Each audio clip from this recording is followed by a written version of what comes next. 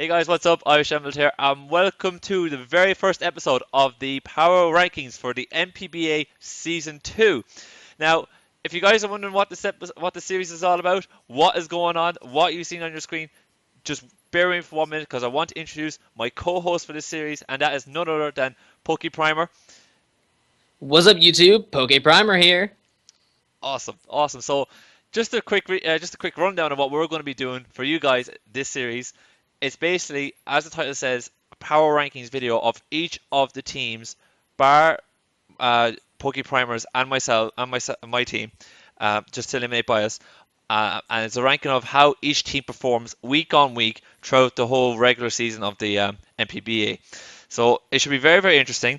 I have a feeling some people might get a bit salty about where we're going to put them, but we're only doing this for a bit of fun. We're not aiming to target any coach in the NPBA. Personally, we love them. We love them all to bits. They're a great bunch of guys and girls, and we're hoping that what they do say they don't get overly offended by. And if any coach does, please let Jeff and I, Hockey Primer and myself know um, in person. And of course, feel free to comment in the comment section down below if you don't agree with where you're standing. Um, I believe that. And as well, just before we jump into it, this is the preseason ranking. So what PokePrimer and myself have done is we have listed the other 14 teams in the league outside of our own, from 14 to first. We've ranked them based off how we felt they did in the draft. So if we feel like you had a good draft, you're ranked high, you're up high in the rankings. If we feel like, or if one of us feels that you've had a poor draft, you're ranked low in the rankings, etc. We'll both go into each other. We'll both go into why we put each team where. My picks will be on the left hand side of the screen, and PokePrimer's picks will be on the right hand side of the screen. So feel free to let us know what you think, and if you have any disagreements, etc. Just as you go along the video in the comment section down below. Is there anything else you want to add, PokePrimer? Nothing really. I think you covered it very nicely. I just make sure to double check though, and that everyone understands this is 100% opinionated. 100% opinion. We're not bringing stats and everything into this. We're 100% our opinion based upon our views of the players as things go on. 100% opinionated. Don't murder us or anything. We're just trying to analyze things here. We're just doing our best. Yeah. Opinion is opinion. It's not going to be shared by everyone. Exactly. I'm by no means PokePrimer myself. I'm not going to be the best analyst in the world. We don't get paid to do this. So, if you guys don't agree, just tell us. But we could try and hash out we could kind of explain ourselves a bit more in the comment section down below. So, without that, let's get started. For you guys at home, you should see the bottom three rankings on your screen now, and if you'll see for me, I selected as 14th the Rapidashes, and then I have the Ninetales, and then I have the Zoroarks. So, and Jeff on his side has selected the Ninetales bottom. He's picked the Arcanines 13th, and he's picked the Rapidashes 12th. So we have a few similarities in our rankings as we go in at the start. Why don't we tackle the Rapidashes first? All right, sounds like a plan. Sounds like good. So I'll probably jump in here first because I'm the harshest out of the two of us about where they stand. For me, when I look at their team, I cringe every time I see it, and I'm probably going to be the harsh guy here out of the two of us. But I do cringe every time I see it. He's got so many psychic type weaknesses. It's scary. He's got the Mega Beedrill, Breloom, Dragalge, Muck. Um, just that's crying out for, and he's got Gengar as well as his trademark. That's chronic psychic weakness right there. He's got the Cacturne and the Bisharp to try and patch things up, but to select so many so many poison types and then a fighting type on top of that, it doesn't really help in my opinion. I'm not too keen on the Kingler Klotzer picks as well. He's got a lot of double coverage on his team. He's got no hazard setters. He's only got one hazard remover. He's got very little bulk. If you look around his team, he's got the Dragalge, which is a bit of bulk, but yeah, and Avalug's a physically defensive monster. But this team is very like frail, and if anybody was to come in here with a very fast psychic type and slap a shed shell on so it doesn't get pursuit trapped by the Bisharp, you're in for an easy ride in my opinion.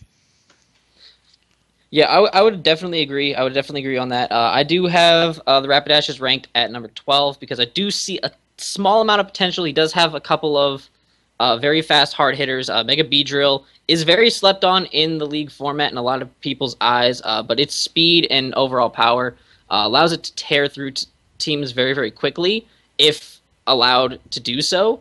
He does have a couple of gems. Ambipom's speed and hard-hitting fake outs and returns actually do end up panning out well for a lot of teams. Dragalge has the wall-breaking potential that could help him in the long run. I do agree, however, the very huge psychic weakness is definitely a very, very big issue.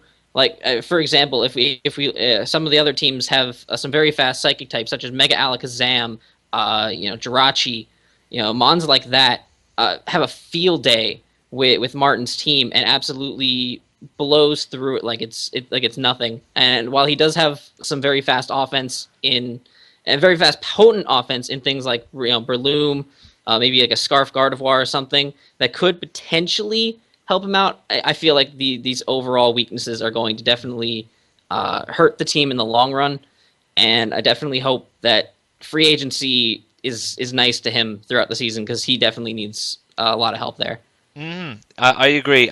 He's got a nice bit of priority on his team, but and he does have, as you said, a bit of wall breaking potential. But for me, having such a big, huge weakness, it just screams out to you. Like, I don't understand Mega Beedrill and Gengar paired together as his first two picks. But look, we've digressed. We've talked about his psychic weakness, and hopefully, as you said, if he picks up one or two things in free agency to kind of patch things up a little bit as the season goes on. Why don't we shuffle across then to your number 14 pick, the Ninetales? Okay, so when the draft started, and we saw that Matt scooped up Mega Slowbro, I was really, really excited because Mega Slowbro is a fantastic mon. I thought that was going to be great to build around. If he were to really focus and build his team around that Mega Slowbro, he'd be unstoppable. Mm-hmm.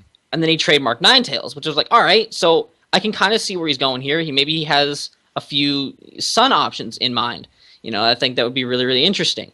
Mm-hmm. But then as his draft went on, with his first pick being Talonflame, that really kind of shook me a little bit because I was like, first of all, Talonflame is more or less a one or two trick pony, essentially.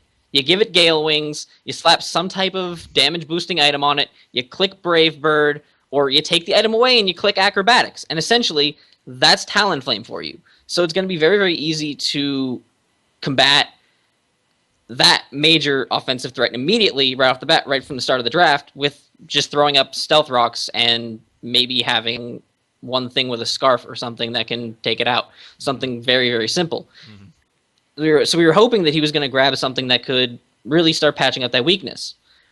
Then he grabbed Magnezone, and I was like, it kind of works. And then as the draft went on, some of his picks just stand out as why. Like, it doesn't fit well. Honchkrow, he really didn't need Honchkrow, in my opinion. I think that was kind of unnecessary. Crustle, again, one-trick pony, more or less. It's going to go out there and it's going to try to click Shell Smash and win. Mm-hmm. And that's pretty much what it does. Mm-hmm. Exeggutor, I'm really not sure why he went with Exeggutor. It's not fast enough to be as potent of a threat as it should be. Mm-hmm. And with Harvest being one of its most potent and usable abilities, I just don't see the potential for Exeggutor doing well. And then following that up immediately with a pick of Go-Goat. Yeah. If you were going to pick Go-Goat, why pick Exeggutor? Why not pick something else, some other Psychic type maybe that could have been more useful? Or just skip picking Psychic type. Since you already had Sigilif, why even scoop that up? Mm-hmm. And at that point, why pick a Grass type since you already have Venusaur? Venusaur is the only Grass type you really need. It has Chlorophyll to go with your Ninetales, and that's all you need there. But then he overflowed his team with these Grass types, on top of just picking a few mons that stand out as not being as useful in this type of format. Furfrou is another good example. I mean, it can be bulky. It has a lot of bulk to it, but again, it's just not much diversity there. It doesn't do too many different things outside of sitting there and trying to wall things. And I don't know. Overall, just looking at his team, I expected a lot of good things out of it going into the draft, seeing the Mega Slowbro and everything, and it just didn't pan out the way I thought it was going to. Well, for me, you know, I agree with a lot of your points. I actually would like to be just to remind everybody who's watching it, it was the trademarks first and then the mega picks. And for me, I didn't understand if he really wanted to go Sun, like why not draft Mega Zard Y? Because that gives you a ton of more power.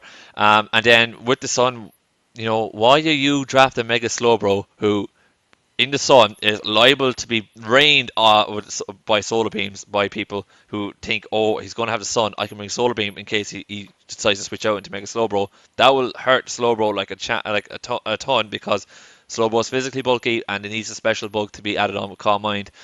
At first I was really not keen on the Talonflame pick like yourself, but then when I had a look at who he's facing against in his division, it made a little bit more sense. Whether it be fluky or not, it made sense. But then after that, I was just looking at the rest of his roster, and I'm like, yeah, I do agree. A lot of weaknesses. Rocks, in particular, Destroy, Ninetales, Talonflame, Honchcrow, Sigilif, Selgar, Crustle even takes 12% from it. You know, that's a good chunk. That's a good chunk, and he hasn't got a good way of dealing with it. He hasn't got a good way of being able to get rid of the hazard. So it's another poor. Yeah, I just noticed that too. Yeah, absolutely. I mean, looking at his team, I think what is the only mon that he has that even gets defog? What isn't it? Honchcrow is the only thing that he has that gets defog, Yeah. and I think that's his only form of hazard removal on his entire team. Mm-hmm. That's really painful when you have so many weaknesses to stealth rocks that honestly would just tear his team apart. So maybe he'll try to pick up a rapid spinner somewhere in free agency. I hope, but I think oh wow, that's really bad. Yeah, no, it's a poor team. I'm not gonna. There's no hiding around it. The one saving grace for me, despite the little synergy as you went through, is that you know it has a little bit of power in that some boosted, you know, fire blast isn't great. Venusaur with chlorophyll is scary. Honchclaw's, you know, with Moxie Sucker Punch, not great fun either. And even though Talonflame's predictable, you know, if you're a good player and you bring that Talonflame, or if you bring either the Bandit or the Stall Breaker version, Talonflame will, you know, would be able to pick up one kill at least before it goes down. But again, it's not great. I did rank it 13th myself, but yeah, just because it has maybe a tad bit more power. But there's not much between the Rapidashes and the Ninetales to be fair. But you know, hopefully they pick something up and they'll prove us wrong. Hopefully the bottom two teams will prove us wrong. We now moving on. That was my 13 pick, but your 13 pick, Jeff, was the Arcanines. So why don't we just jump over to Arcanines first, before we press on to my 12th pick, the Zorax. All right, that sounds like a plan. Yeah. As the draft began, we got we went to the trademark round. I was interested to see what people were going to trademark. You know, like everyone's going to trademark something that is clearly going to be a good mon and something that they're really, really comfortable with, because obviously, you know, that's where some of the best mons are going to go. And then the Arcanines trademarked Sableye, which immediately threw up a red flag for me, just due to the fact that while Sableye is a great mon, don't get me wrong, Sableye is fantastic. With its prankster ability and only having one weakness, it can really mess up a team. But I feel like wasting a trademark pick on Sableye was very, very risky and definitely unnecessary. You could have easily waited and scooped Sableye up in the regular draft itself without any real issue. No, I mean, but that's neither here nor there. I was hoping maybe the Mega pick will make more sense to me, and then he picked up Mega Sceptile, who is literally a single ice shard away from dying at all times of the day. Not only that, but it added another fairy weakness, and that really started to raise some more red flags. And as the draft went on, he picked up so many fairy weaknesses. Dragonite, I believe Terrakion is still weak to. I don't know. I don't believe the rock balances it out at No, it all. doesn't. No, It doesn't. Yeah, no. and Hitmonlee, his team was fairy weakness. The team, and it didn't balance at all. Dragonite was definitely unnecessary. If you were gonna pick up one Mon as your Mega, being 4 times weak to Ice, why have your first OU pick be 4 times weak to Ice? That just kind of seems strange to me. And to patch that Ice weakness, he didn't really grab anything great. Darmanitan, if there's a hard enough hitting Ice type in front of you, Darmanitan's not bulky enough to come in and really take a hit. It maybe can take one, but it's not going to take too many others.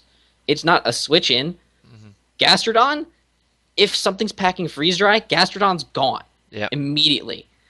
Regirock is probably the only thing on his entire draft that can actually switch into an ice type move nicely outside of Terrakion. I think Terrakion can do it. I think Terrakion can, but at the end of the day, I mean, that's what 2 Mons out of an entire 12 Pokemon draft that can switch into an ice type attack. I'd say Regigigas could do a good job jumping in Maybe. on it as well. That's fair. That's fair. That's fair. I just overall looking at his team is just so many common weaknesses, and honestly, I'm just not seeing. I'm not seeing the how it meshes. I'm not seeing how it's going to mesh. I'm not really seeing how it's going to mesh overall. I see too much potential for. I see too many potential for issues, and especially now that going back to the Mega Sceptile pick, he hasn't really drafted anything that's going to cause the potential for its lightning rod ability to be used outside of Ninjask. Because who's going to bring a large amount of electric type moves against a team with resistances in Whimsicott, an immunity in Gastrodon, a Motor Drive Pokemon in Electivire, and a lightning rod Pokemon in Mega Sceptile? Yeah. No one's going to bring electric type moves, so that ability is now basically useless for the most part. Yeah. No one's going to fall for that. Yeah. And overall, looking at his team, it's just there's some very good threats. There's some nice threats. Hitmonlee can be threatening if it wants to be. Darmanitan can do what it does with its wall breaking. It's very, very dangerous. And Terrakion can do pretty much the same, tear through teams. But overall, I just don't see it meshing very nicely together. And I don't know. I'm very sketchy about his draft. Just looking at it, it just doesn't feel right to me. Yeah, no, you brought up a lot of points, and that I didn't really kind of see. That I definitely glossed over. I saw one or two fairy weaknesses, but when you pointed out, it dawned on me then. Wow, there's a lot of fairy weaknesses here. I'm not too worried about his ice weaknesses, despite Mega Sceptile, Dragonite and the Wisdom Caught knocking around. I do think he has enough to be able to deal with it. But from my notes, anyways, I was disappointed in his Mega choice. I said it to him as well. I thought, with the likes of Mega Altaria knocking around, and Mega Lopunny as well. Why not pick up a bit more power instead of a Mega that literally can Leaf Storm and then it's done. You have to sub it out. And now, granted, Sceptile's got a very respectable attack stat, but it's not going to do. It's not its main strength. Its main strength is special attack, and it's only be able to fire one Leaf Storm, and it's done. I'm not too sure about the Whimsicott pick. I think I don't know why he did that. It's a bit confusing.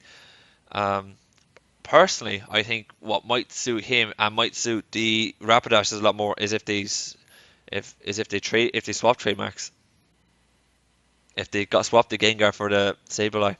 I think that would be perfect. I think that would be perfect and really increase the quality of both drafts immediately. Yeah, because all of a sudden you have Gengar who have no problem coming in on the likes of Gardevoir, any other fairies, and then you've gotten rid of you got a good way of dealing with your psychic. You've eliminated one psychic weakness on the on the for the Rapidashes, and then if I was the Rapidashes, I drop probably I would either drop Bisharp or the character and Source to eliminate my fighting weakness and pick up something else. That'd be the way I do it. That'd be the way I work it. But whether the two teams can come together or not, it's a different story. But moving on, we'll move on to my 12th pick. That was the Zoroarks. Now, it's no secret I was highly critical of the Zoroarks before the OU within the league. Anyways, I felt their trademark and Mega was just. I'm just simply put. I thought it was rubbish. You know, I've said it, and I've been honest about it, and I'll be honest about it again. I thought it was rubbish. Why would you pick Zoroark and Mega Houndoom is like in going into the draft format is beyond me. As your first two picks, and as your trademark, you can pick any Pokemon that's not a Mega. You that's OU and below, and you pick Zoroark. I'm like, granted, it's your mascot, but come on, you could have done. You know, there's power knocking around. Pick up the power instead of going to OU and realize which OU was a war, as we all know in the draft, because there's so many players. Why not pick up something that you want to know you, like a Jirachi, for instance, you know, and then pick up Mega Houndoom. You know, anything really is trademark, and then Mega Houndoom. That's another one. That's more of a one-trick pony for Mega Sceptile, and that's the reason Zoroarks are further down in my book than the Arcanines, because I have Arcanines as ninth. But the Zoroarks are further down because Houndoom is a proper one-trick pony. It can just nasty plots and then Fire Blast and Dark Pulse. That's it. That's what it does. It's end all and be all of the Zoroarks. Then looking at it again, like she drafted Azumarill and Sharpedo. Like Sharpedo, another Dark type. You know, that's three fighting type weaknesses there. She's got she's picked up Trevenant, Doublade, and Frostlass. You know, that's a huge dark fighting weakness knocking around right there. Anybody who's, you know, looking at that team and thinking, well, there's half our team basically in two types that I can kind of wreck. Great. And if you got Mega Lopunny, even better. Which nobody has, but if somebody decided to switch it, even better. She said when I questioned her about the Mega Houndoom pick, why did she not pick Mega Altaria? And she said she didn't like it. Later on, she picks Altaria. Where's the logic there? Why not pick Mega Altaria, who can do so many different things in a league-based format? It's crazy. Like like for me, it wasn't just a team. It just looked like she was just picking whichever she liked. I do like the Nidoking pick. Nidoking gives a lot of offense. Despite the speed here, it can do physical and special. So very hard. It's a difficult one to prep for. You need something to beat it, or else Nidoking would pick you off one way or the other. Like Malamar, one trick pony again. You know, she's got an awful lot of stuff that are powerful, but they're powerful in one set. And if you know what set, and you know, it's very easy to predict if the Pokemon really has one set that's useful. So that's the reason why I have the Zoroarks that far down on my side. Now you've the Zoroarks number 11, so you've the Zoroarks just one spot above mine. Is there anything that you saw in the Zoroarks that deserved them to be one above where I had, or was just the other three teams just that much poorer than the Zoroarks? Yeah, personally, that was just from my side. I just thought the other three teams drafted a little bit poorer than her. While I do agree with a lot of your points, you do make a lot of really good points there. Just overall, it's the one-trick pony team, essentially. Like half of the team pretty much does one thing and one thing alone. Drafting Sharpedo, I think, was completely unnecessary. While Sharpedo can be very good in the league format, it's been seen by people like, you know, Shady Penguin using it in the GBA. You know, they've made Sharpedo shine. It's just in the situation when you already have Azumarill, which is a hugely amazing and very prominent water type in this format, it just kind of seemed unnecessary. I mean, the first thing that I noticed looking at her team was a developing fairy weakness at the very beginning, but immediately once Tier 2 came around and she drafted both Doublade and Nidoking, that thought process kind of left my mind, because at that point I saw there's two things right there that switch into any fairy type move ever and threaten it out. So we're not worried about a fairy type anymore. But then she drafts Sharpedo and Malamar, who again, you know, there's fighting weaknesses everywhere. There's so many few dark So many weaknesses. weaknesses. The dark weakness. It's so crazy. Like So crazy. I don't understand when you have Doublade, right, who is a fantastic wall, you draft Trevenant. Yeah, that was unnecessary. You know, I was completely unnecessary. There's definitely other grass types at the time that Amoonguss, could have been scooped. Tangrowth. You know, like Yeah, there was a if lot of I grass types left in the in in tier Arya, 3 yeah, that could have been scooped up even earlier in the draft though. Like maybe as her trademark, she could have picked a really good grass type. she could have really, but what can you do? You know, Yeah. it'll be interesting to see what's her take on it. I'm not too sure about her PU picks. Like, Luxray and Altaria, granted she needed like an electric type's always nice to have, but and a dragon type's nice to have as well. But at that point, like I suppose the rest of the draft was so senseless in my view. Like at that point, you just pick whichever one you liked because it seemed to be what her theme was for the draft. Hmm. So that's the reason why I have her down so low. I just didn't think there was much thought got into it. Um, outside of OU, I thought her OU picks were fantastic, but outside of that, and her UU picks, I thought they kind of like at that point her team was very well done. But I think it was either she picked her favorites or she just had a lack of knowledge deeper down in the tiers. But hopefully she can, prove us wrong and have a very very good season. Now, moving on to my 11 pick. And it's your 10 pick, so we're very close here on this team, and that's the Gudras, the Hereford Gudras. Do you want to take this one first? Yeah, I will fine as well. Yeah. I liked his team at first. Mega Manectric is a fantastic mega. Fast electric types, everyone knows they do fantastic in this format. It's a well known fact. It's and Mega Manectric with its Intimidate ability kind of lessens one of its main weaknesses partially, being allowing it to maybe take one Earthquake from a physical ground type. Somewhat okay, not great, but somewhat okay.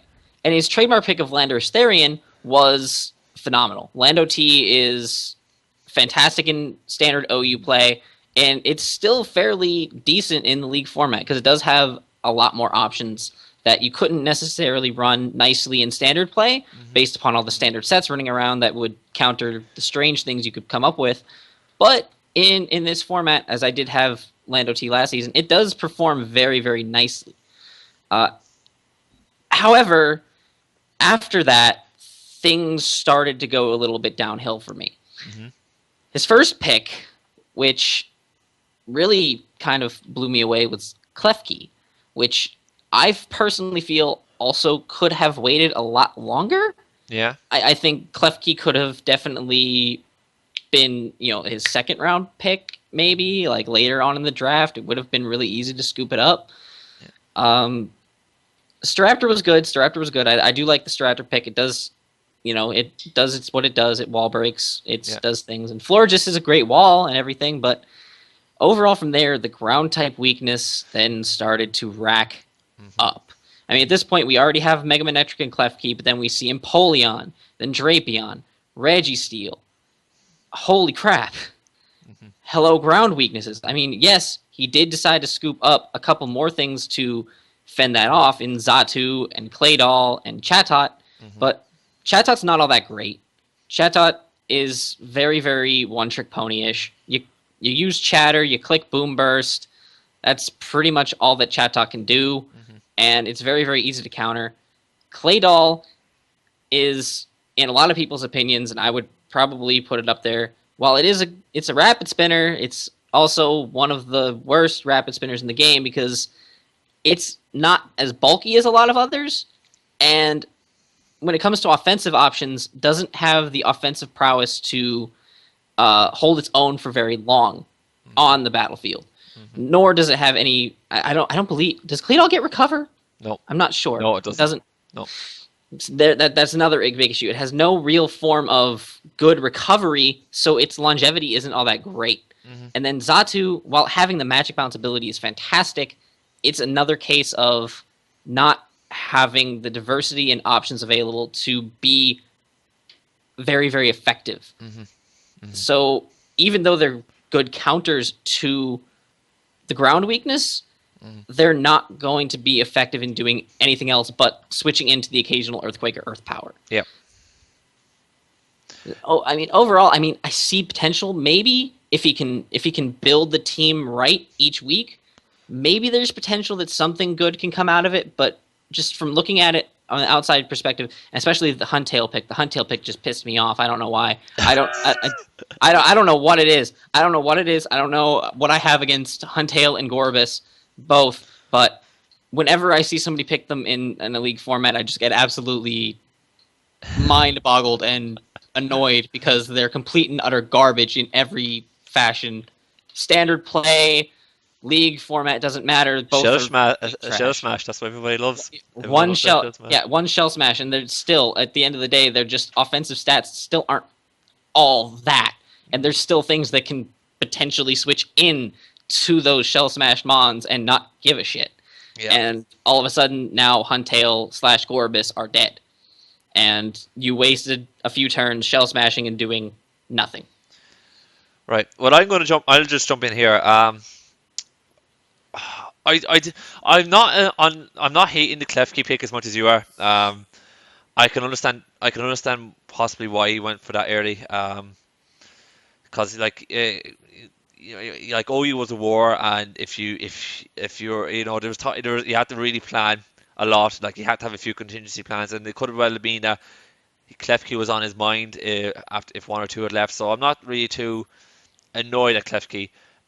It could because that could have easily gone later on. Like that's a fairy type, it's a steel type, it's prankster. It's I'm not too worried about that. Especially seeing as how it looked like he was going hyper offense with the Mega Manectric pick. So a bit of speed control is always nice. So you have a prankster T-waving Pokemon. That's great. Where he falls down on for me, and the same reason that you have, is his ground weakness. And for me, we're doing this based off the draft and how each person performed in the draft and the team they drafted. And for me, his performance was poor because I think he just forgot what he was doing in Tier 3. And then he realised, oh, holy crap, I have a huge ground weakness. And he proceeded to draft ground counters galore. He drafted immunities and he drafted another water type so as to be able to stop it. And for me, that is poor planning, full stop. It's just poor planning, full stop. You can't do that. You can't do that in this league. You have to have for every tier. You have to sit down and figure out what do you need, what you're targeting, and then if that doesn't work out, what you need later on. It's as simple as that. I think he just forgot about it. The Drapeon's great. Drapeon's bulky. But I don't. I just. It's like I don't understand. I don't like. It's like the ground weakness for me is just huge. Like, why do you draft Drapion? And for me, going back as one draft previous to that, Empoleon, I don't get Empoleon pick. Like, I don't get the Empoleon pick. Why not pick something else? Why not pick something else that's a bulky water type outside of Empoleon? Because you're at it. Because I think like you have Mega Manectric, so everybody's going to be bringing ground stab or like not ground stab, but a ground type move to be able to like fight to compete against this. Like the one thing you want is if there's a ground type Pokemon knocking around, bring in a bulky water type, soak up that earthquake and scald something on the switch. Kind of 101 there really if you're talking about Pokemon. But he went for the Empoleon and then I think his draft kind of just went out the window there, and that's the reason why I probably have him maybe one spot lower than you do is because for me his draft just kind of went out the window after the Empoleon pick. He just the plan was like the toys fell out of the pram and it fell asunder. But I do agree with what you said. If he plans very well each week, he can have a very very good season. But it's every week he's got to sit down, and if you ask me, he's going to sit down for an hour, 2 hours maybe to be able to plan a very good team against somebody else. And it's hard to commit to that for a 15-week long season. So it's very hard to see him be able to put that level of planning and being able to get the wins as the season progresses. But hopefully he does well. So let's. Is there anything you want to add to that? No, I think you covered everything else that was necessary there. All right, cool. So that was my 11th, your 10th pick.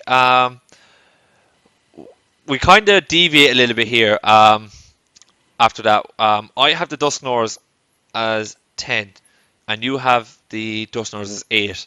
Um, and then you have the Cacturns as 9, and I bumped the Cacturns up a fair bit. I have them as number 5. I have the Cacturns number 5. So um, maybe we'll jump on the Dustners first, and then we can go into the Cacturns. Seems that the Cacturns seem to be on both of our sides. Like, well, on my side, very high up, and that might take longer to discuss. So why don't we get into the Dustners first? Um, I might jump in here. Um, start off with looking at his team. He's drafted 3 water types, 2 electric, and a bunch of normal types. But like he needs more coverage. Like normal is great, but like you don't hit anything super effectively. Like you need more than just normal types. Like he's got Diggersby, he's got Meloetta, he's got Licky, and it's like that's great drafting them, but you need a bit more than that. I think he needed a bit more power on his team as well. But I don't think it's a bad draft. I think the Dustnors are kind of, for me, the tipping point of where we start seeing the bad drafts turn to decent drafts. Um, and looking back on it now, I think I probably should have put the Dustnors as ninth instead of 10th. But I'd be arguing with myself over that pick for ages. But I think like he's the Milotic, and then he's got some really good Pokemon there, but I think he does like a little bit of power. He's got Crocodile, Diggersby, I look at it, I'm just thinking he's got Diggersby, he's got the Crocodile, and then he's got the Magmora. That's 3 weak to water, I should say. That's what we meant to get at the start. He's got 3 weak to water, and then he's got another 2 weak to electric. Um, like what I'm really trying to get at is like he has a decent team, but he's just lacking a lot of power and a bit of coverage. And had he drafted 1 or 2 more powerful mons, like he could have had a very scary team. I'm loving Mega Kazam, but having that Mega Kazam as your real only wall breaker. Now Diggersby's good, but like he's slow. Like that's Diggersby's problem. Like he gets quick attack, but he's slow. Like and he doesn't really have as much bulk as the Azumarill, because Azumarill's got the beautiful fairy typing. But I think the Mega Exam is his real proper ball breaker, and then he can scarf Mence and make a Moxie, but that's readable. Like you really need mixed Mence for that. For it to really be a huge threat, because people have to work around it then. I'd be interested to see how he does with Magmortar, because he has used it a lot in the past, and it'd be cool to see him use one of his cool sets for it to work as well, because I know he has him up his sleeve. But again, like Magmortar isn't that fast. He's kind of got a slow team, but not a huge amount that can be broken down eventually over time. Like my gets standard, gets a nice bit of recovery, and so does the Tangrowth. But yeah, Weezing gets Pain Split, which isn't the best. It's there, but it isn't the best. And that's the way I kind of feel about it. Like he's got a decent team, but it's lacking that X factor, if you get me. And that's the reason why I have him down as 10. He's just lacking that X factor that really pushes him a bit higher. I can agree with that, yeah. The reason I have the Dusknoirs sitting at the number 8 slot, right at the dead center, is literally for the simple fact that I love half of his team, and the other half, I don't. I feel like his Firewater Grass Core is very, very nice. Very, very nice. Milotic, Tangrowth, and Magmortar. While Magmortar isn't the best, it does have an okay amount of natural bulk, and its special attack stat is fantastic. Mm-hmm. It has a lot of good potential there. And Tangrowth, Milotic together as 2 defensive mons. Milotic is insane. Everyone knows how well Milotic has fared in every league it's ever been in. It has succeeded.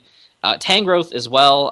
It almost led the one team to the playoffs, or through the playoffs this year, because it's in the GBA, because Tangrowth is just so good. Its Regenerator ability is bar none one of the best abilities, in my opinion, in this type of format, especially because you have a wall that if you play it right, you will always have that wall. 100% throughout the match. That's fantastic.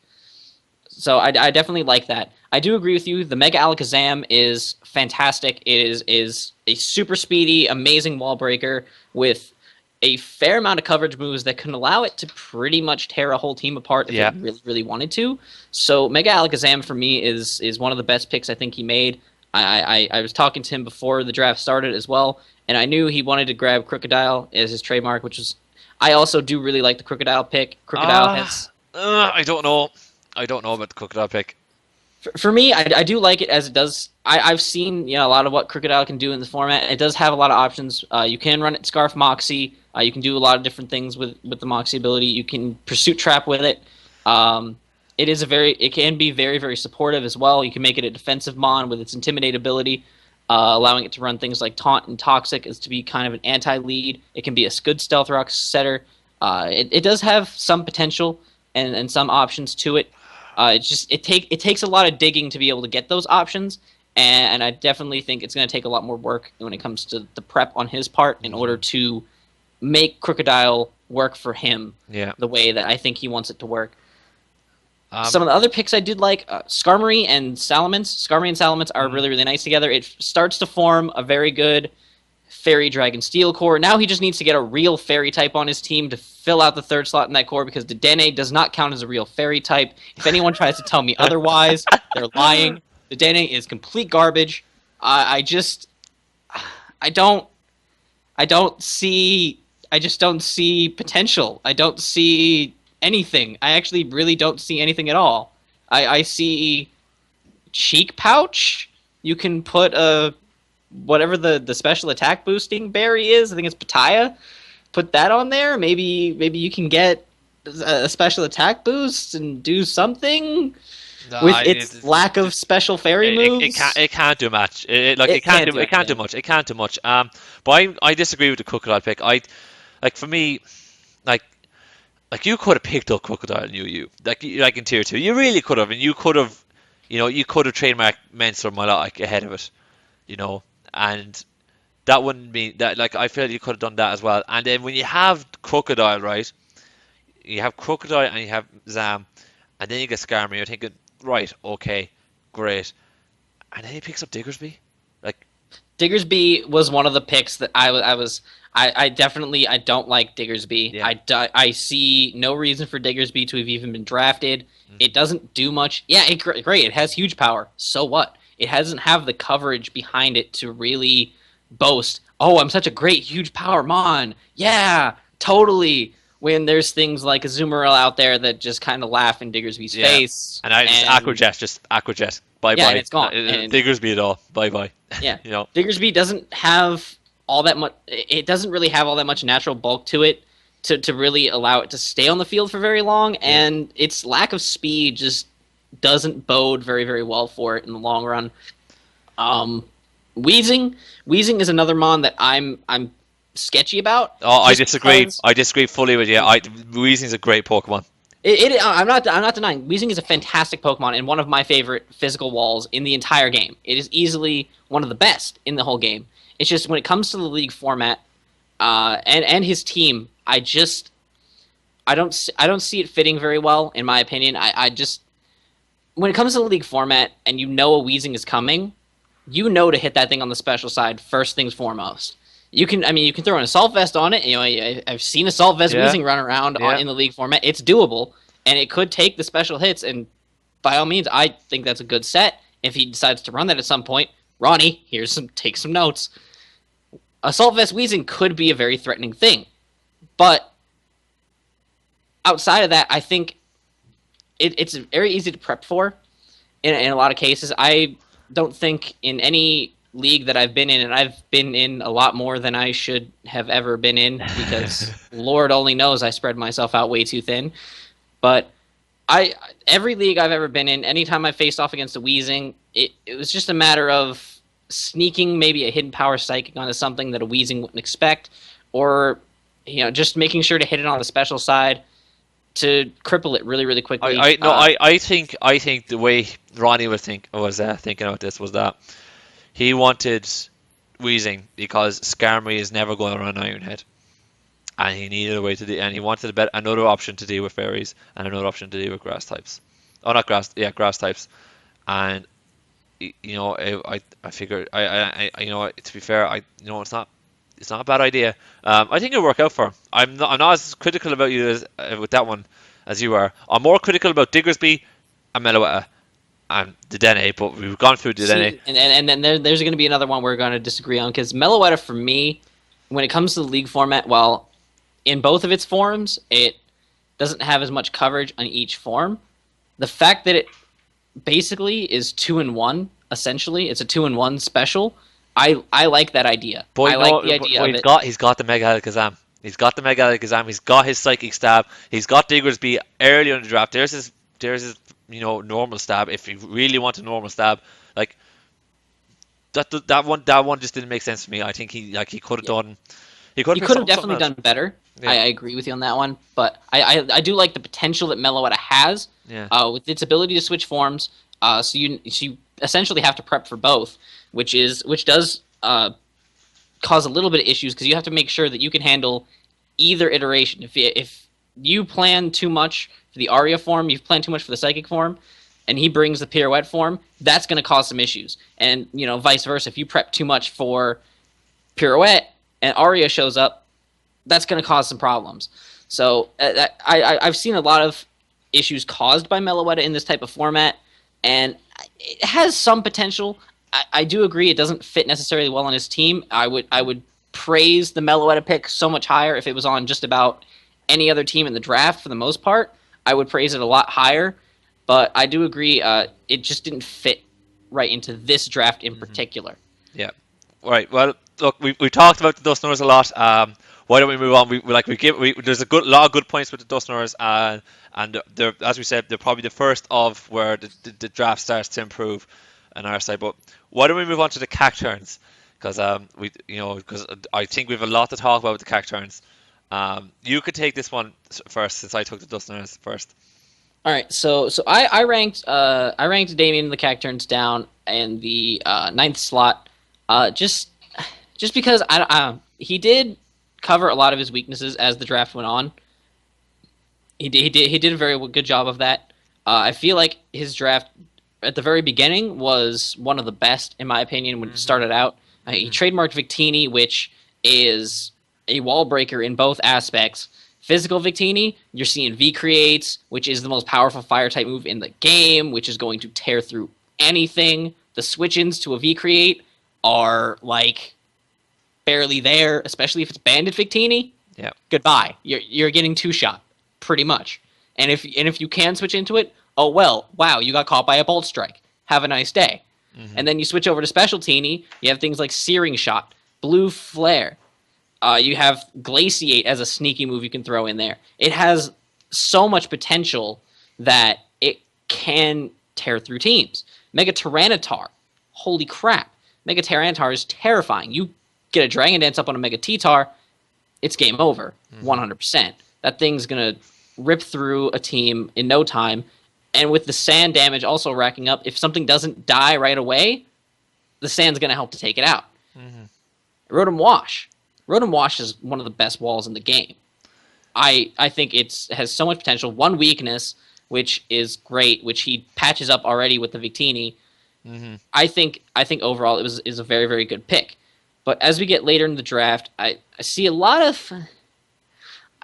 Now that I'm looking at it again, I don't know. I'm having some second guessing. But I honestly, the later half of his draft for me, was a little bit sketchy. You already have, Mega Tyranitar up front. That's a powerful rock type.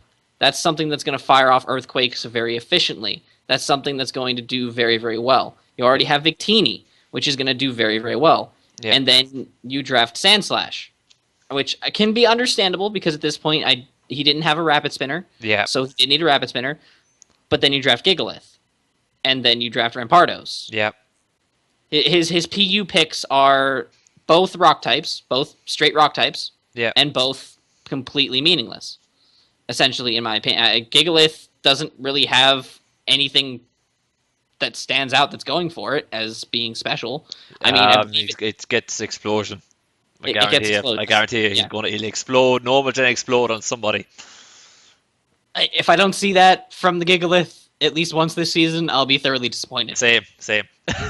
And then Rampardos, while its attack stat is retardedly high, it's so slow. So he essentially, if he wants it to do anything, he's going to have to scarf it. Yeah. And anything that is faster than it, all we need to do is throw a scarf on it, and now the Rampardos is less of a threat because it can be easily outsped by another Scarfer and killed.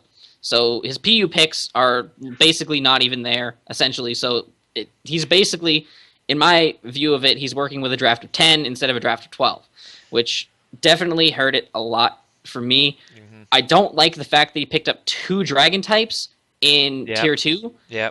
When he made the Goodra pick, that sold it for me. I was really, really excited about that. That made me super happy because that was another way on top of the Ferrothorn and the Victini to patch up the grass weakness that Rotom Wash and Mega Tyranitar had. That was a good way of patching it up. Yep. And then he grabs Kingdra, who's, well, not weak to it, is neutral to it, and also another Dragon type, which, why? I don't understand it. Mm-hmm. And it's also another Water type, which you already have Rotom Wash. There's no reason to pick up the Kingdra. And then he picks up Slowking in Tier 3. What's with all the Water types? Mm-hmm. What's the deal here? I don't understand. Yeah. This is...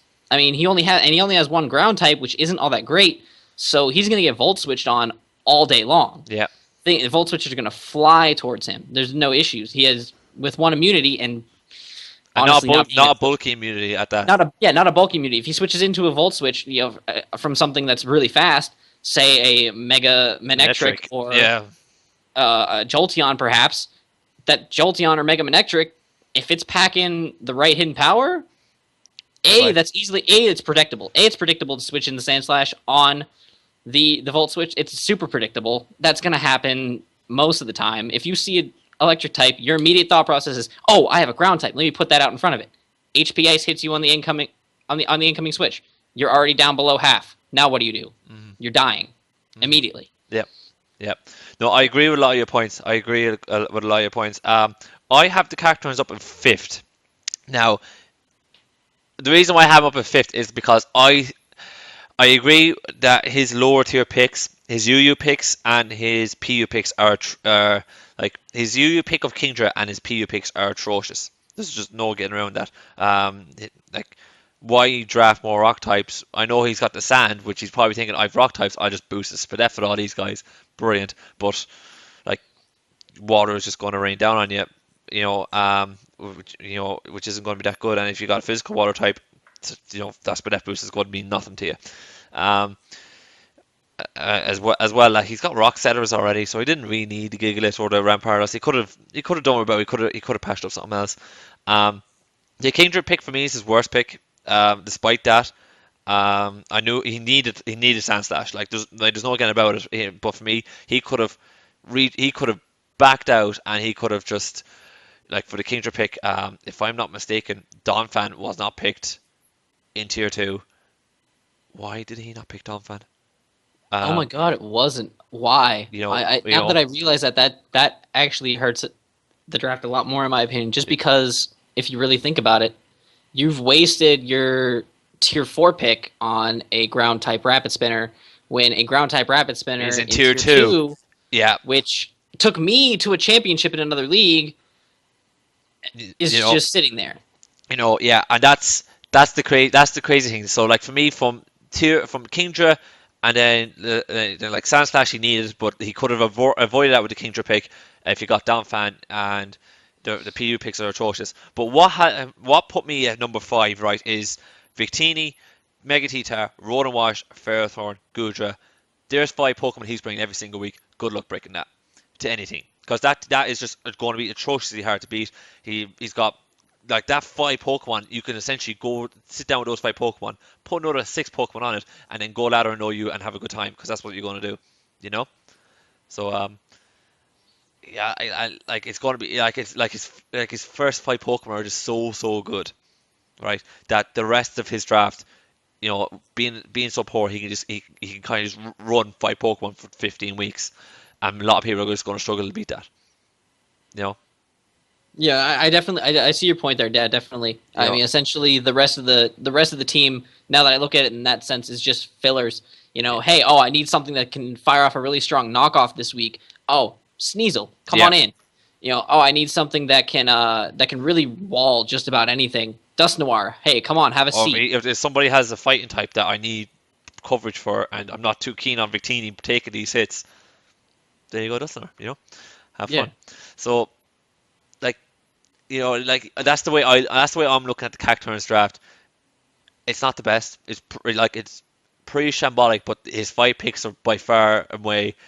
Like, if to be fair, had the Cacturns actually been smarter with some of their extra picks, they probably would have had one of the top one, two, possibly even 3 teams, right? But I bumped down to 5 because I still think that like their first 5 picks are just going to be they're just so hard to break down that they're going to pick up 8-9 wins with just those 5 Pokemon, you know, and that's like if you pick up 10 wins, in my opinion, you're in playoffs regardless of your division. If you pick up Hmm. 10 wins, you're going to pick up first or second. So if you're able to pick up 8 or 9 wins with just 5 Pokemon because they just synergize together so well, you're fine, and then you can patch up stuff as you go along in the free agency. And I do expect the Cacturns to do it, but like there's no hiding some of their picks atrocious. Hmm.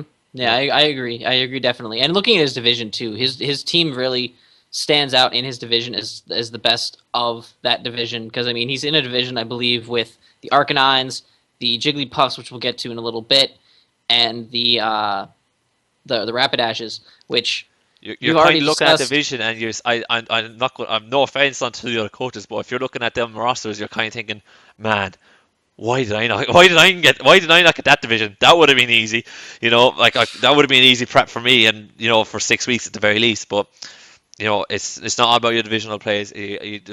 Outside those 6 weeks, you have 9 weeks where you're up against other coaches who have very very scary teams. But Hmm. let's move on. We've talked about the Cacturns. So let's move on. Let's have a quick look at the list. We're after talking about the Dustners, the Cacturns. I believe next is the Typhlosions, who sit. We both have them ranked at seventh.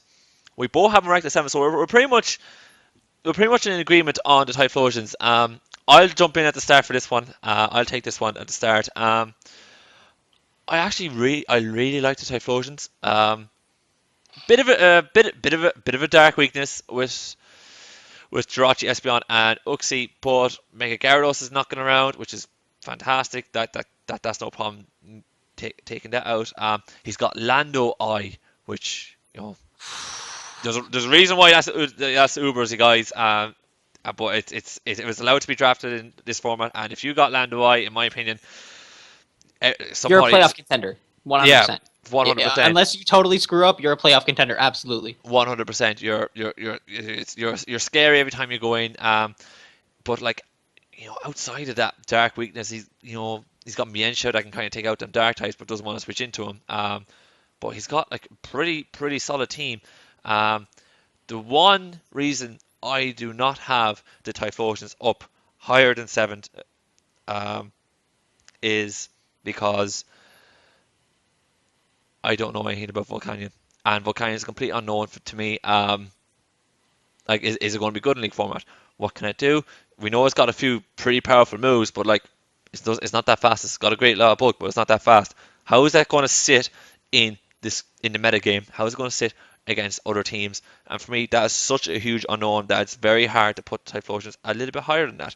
So I'm going to keep the Typhlosions at seventh, uh, but I do believe this team in particular has the potential to at the very least hit top five, maybe even top four or three, because they have such a really good team, well balanced team.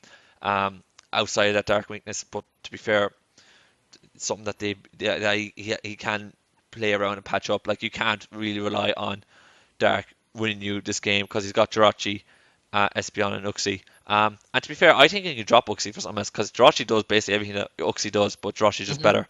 So I wouldn't be surprised to see him drop Uxie for something else. Um, that's my take on it. What about you? Okay, well, first thing I want to start off with is why I have him at number 7, ranked so high above everyone else, is actually the Volcanion for a couple of reasons. First, I was in another league everyone knows I do these things pretty much regularly. It's pretty much the only battling I do anymore, for the most part. And I was actually able to get Volcanion in that league as well. It was mainly showdown based, so we had access to it. And I made it all the way to the playoffs with very little issue because of Volcanion. Volcanion, its wall breaking potential is bar none. This thing, you put it on the field, the switch-ins to it are very, very minimal. It does get a decent amount of coverage on the special side. Things like Flash Cannon to catch fairy types off guard. Flash Cannon and Sludge Wave, I believe it does also get Sludge Wave. Steam Eruption, which is a better Scald. I believe I'm pretty sure the base 110 power Scald, which is insane. Scald is already one of the better moves in the game. Because of that 30% chance to burn, add a little more power, that's terrifying. Fire type stab is insane. It gets Water Absorb as its ability, which is awesome to have that immunity right there on your team. So if you say decides to drop Uxie for something that's weak to water types, he doesn't have to care. He can drop Uxie for anything that has a water weakness and not care about it because Volcanion's right there. He doesn't have to care about it. He's got the Cradilly as well with the water. Exactly. He's got the Cradilly. He's got the Maractus for Storm Drain, which if you really want to run Storm Drain Maractus, by all means, have fun. Yeah. I don't see anything wrong with it. Yeah. But his team is water. His team defeats water types every day of the week, 100%. Volcanion is great. It might not be fast. It's not very fast. It's pretty slow, but it has, I believe it has base 110 attack. I'm not 100% positive. I actually might look that up real quick. I did have all of his stats memorized at one point, but it has been a while. But it has so much potential. It really, really does. Yeah, it sits at base 110 attack, base 120 physical defense. So its physical defense is fantastic, really, really good natural bulk. Base 90 special defense, which is not terrible, is not bad at all. This thing, I mean, personally, one of my favorite sets to run with it is an Assault Vest set. Assault Vested Volcanion is absolutely terrifying because very few things that aren't set up can one-shot this thing. This thing has insane levels of natural bulk, has insane levels of wall-breaking potential, and honestly, with everything added up, it does so many different things that could allow Volcanion to be an MVP this season, 100%. Adding that into the rest of his draft, it works so well, in my opinion. Mega Gyarados is a fantastic pick. Mega Gyarados is very, very slept on by a lot of people, I think, when it comes to standard play, because a lot of people just look at Mega Gyarados and think, oh, it's not that special. It's just there. But it has so much potential. It's bulky. It hits so hard. Jirachi, great pick. Serene Grace is a godlike ability. Iron Head Flinch. That's all I gotta say. In some cases, I've seen Ice Punch freezes, which are absolutely terrifying. Can completely turn an entire game around right off the bat with an Ice Punch freeze or something like that, or a Fire Punch burn, or a Thunder Punch paralysis. Something like that can completely turn the whole game around. Yeah. Espeon's Magic Bounce is huge, makes it really, really hard to get up hazards against him. Mienshao with Regenerator and or Reckless, this thing's either going to tear through your walls, or it's going to live forever and tear through your whole team.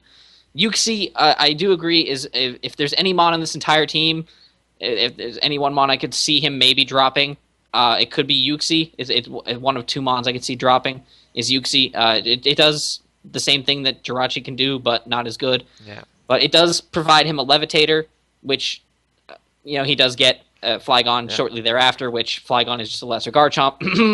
Garchomp's better. But oh god, let's not get into that. We're not going to get into that argument now. Flygon is still a very, very good mon. It is very, very good, but why for me, you said at the start, right? Let's just speed it up a little bit. You said at the start, Volcanion for you was the reason why he's 7th, and you're big on Volcanion, but for me, the rest of his team is so good. It's very, very good. So why did you not put him up higher? Personally, I didn't. It did come down to the later tiers when I looked at things. Obviously, I did see the Uxie was not really as special. Cradilly's great. Cradilly is really, really great. Mantine, I was really kind of iffy about. It's he already have a great water type in the form of He's got both two. He's Volcanion got two. and Yeah. Mega Gyarados. He didn't need a third one, especially with a 4 times weakness to Yeah. electric. No, he So didn't. that really isn't necessary. And then Maractus is the other mon that I could potentially see dropping. It just Credilli does things that Maractus can do, and Maractus can't do all that many things anyway. So I could see it disappearing very quickly. I just wasn't a huge fan of the pick. Yeah. And Electabuzz, well, I understand needing an electric type.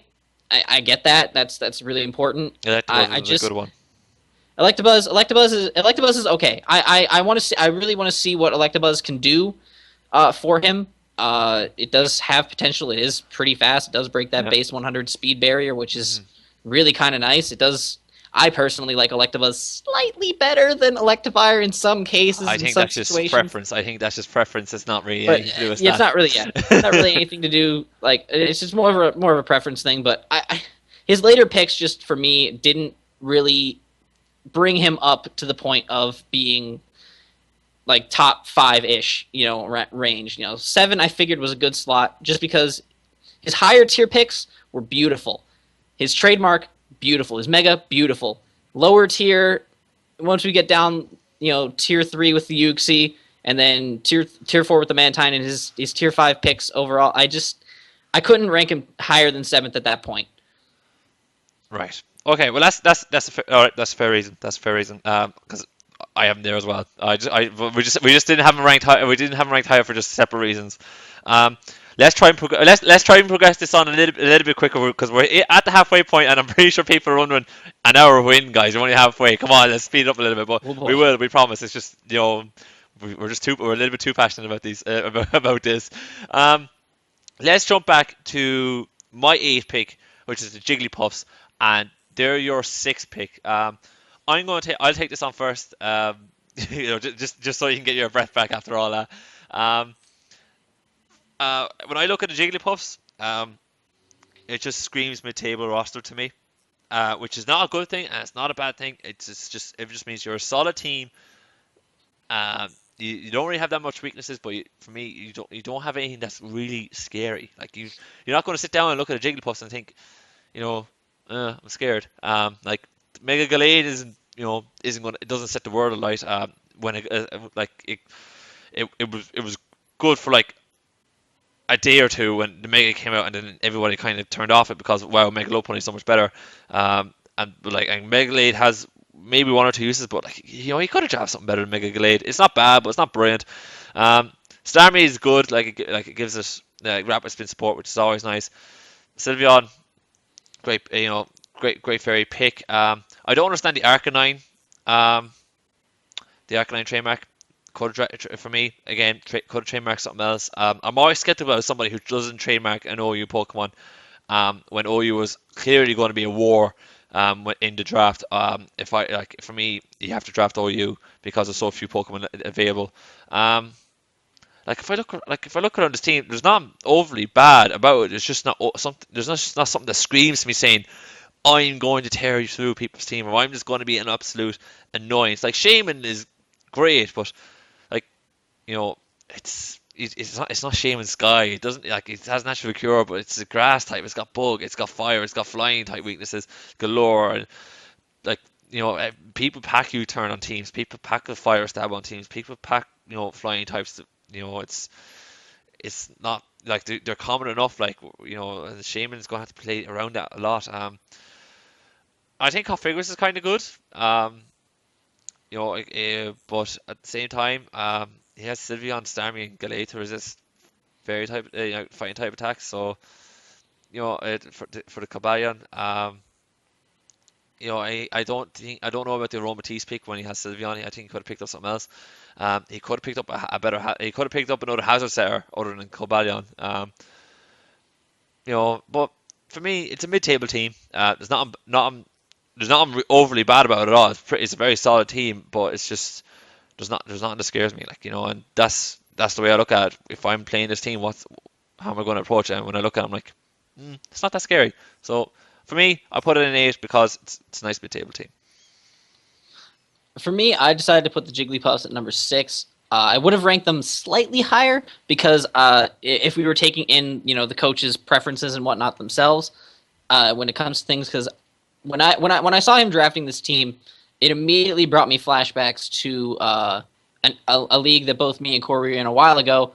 We don't like to bring up the name, but we were both in the league together, and there's a lot of similarities between this team and that team. And he performed very, very well throughout the course of that league with a couple of these mons, being the Arcanine, which Arcanine is a mon that he feels very comfortable with, and has a lot of potential, really, when it comes to this format. I don't agree. I do agree. I don't agree with it being trademarked.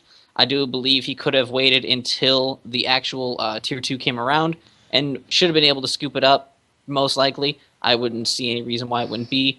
No. But definitely Starmie, great rapid spinner. Sylveon, fantastic, one of the best fairy types in the game. Yep.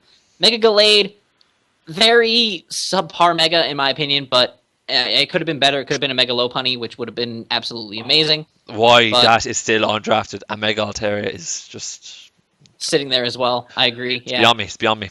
But anyways, Mega Gallade does have potential. It can sweep.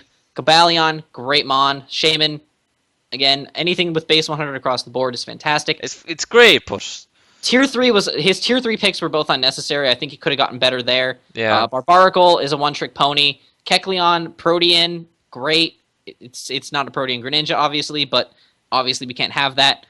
In my opinion, any Protean Pokemon outside of Greninja is just rubbish. Well, like Greninja is fantastic with Protean, but any Pokemon outside of Greninja with Protean is just, for me, it's rubbish. Hey, Frogadier. Frogadier is not that scary. It's all right, but it's not brilliant. But I definitely a lot of his higher tier picks were great. Tier 3 was kind of meaningless. Tier 4 was eh. Tier 5, I like the Meowstic. I like the Prankster. I would have liked the Meowstic pick had he not had 2 Psychic types with it. But yes, I agree. It's an option for him, and it's like I said, mid-table. It's solid, but it's not. Yeah. It's not going to set the world afire, But I'd rather have a solid team across the board rather than some of the teams that we've gone through already where there's clear and weaknesses. Just straight meh. Yeah. So we'll push on anyways, and why don't we talk about my 6th pick? And you have this team ranked very highly. You have this team ranked number 2. Why don't we talk about the Tyrantums? Because the Tyrantums for me are ranked very lowly. So why don't we just jump into them right now? I think you have a lot to say about the Tyrantums. So why don't you take this one and let us know what your thoughts are on it. I personally think the Tarantrums are a fantastic team. Overall, just looking at the draft from the very, very beginning, and I know I worked with him a lot on his pre-draft planning. First of all, his trademark pick, Manaphy. Literally, Manaphy is, while it is more or less in a lot of cases a one-trick pony, it's one trick that works 95% of the time. Literally, it gets hold on. I'm going to cross you there. It's not a one-trick pony by any stretch of imagination. If you think this thing can just tail glow and have fun, you're sadly mistaken. If that thing in the rain is a pain in the backside to break at the wall. You don't kill it. You don't kill it. Rain, rest, hydration, lives forever. Yeah. Absolutely. So to say Manaphy is a one-trick pony is, I think is very harsh on it. It's got a couple of things up its sleeve that I can, it's just a pain in the backside to break down, You're right. It does have a lot of options. Definitely, though, the tail glow, I would agree as well. I would still say is one of its more threatening usage. It's a threatening, amazing wall. It's a threatening, amazing sweeper. Tears through things. And you look at the early half of his draft. I mean, Mega Banette, I'm not a huge fan of because... Me neither. It's Prankster. It's cool. Prankster Destiny Bond is hilarious. It is. It's great when it happens. It's great when it happens to other people, not when it happens to you. Yeah. Prankster Will-O-Wisps, I love it. A base 165 attack stat with Stab Shadow Sneak. That's kind of cool. The scary thing about Mega Banette is that is so often overlooked. Is that attack stat? Exactly. A lot of people I feel are going to overlook the Mega Banette pick and not prep for it appropriately. Yeah. And that's going to be their downfall, is because Mega Banette's just going to come in there. It's going to burn things. It's going to potentially paralyze things. It's going to shadow sneak things as well. If you I actually do think he can T-wave a lot more with this team instead of Will-O-Wisping because Kieran Black, not that fast. Um, his own real speed is Galvantula. You know, Good point. Good point. Good point. I Which see. actually brings up another good point of what I liked about his draft is because not only does he have speed control with Mega Banette, he has the speed control with Galvantula with the ability to set up sticky webs, which could be very, very, very interesting for his team because things like Huron Black, which is one of the best wall breakers in OU with its ridiculous attack stat, if you set up sticky webs against an opponent's team and you have a Huron Black, that's nuts. That's Yeah, insanity. that's scary. And he has walls on walls on walls on walls. He has Cresselia. He has Chestnut. He has Electros, which is a fairly offensive mon with the potential to be assault vested. Oh, it's and annoying. It's having very zero annoying to break. weaknesses. Yeah, it's very annoying to break Literally down. no weaknesses, which is great. The Kabutops pick I don't like because it's just not necessary in my opinion. No, I don't think that's the worst pick because Not the worst one. Not the worst. because all of a sudden he has a Swift Swimmer and he's got Manaphy who wants Good point. who Good wants to point. rain Good dance. point. So it's not the worst pick by any stretch The of the worst imagination. pick I would say personally, and this is just for me, is a regular Lopunny because at that point, why didn't you draft Mega Lopunny? Because since it was undrafted, Mega Lopunny is much better than regular Lopunny, honestly, in my personal opinion. But overall, I see the Dusclops, which is a great wall. I see Lipard with Prankster potential, completely amazing. Plus, it has knockoff and access to all of that, which is great in my opinion. He has Gramble, which is a great intimidator.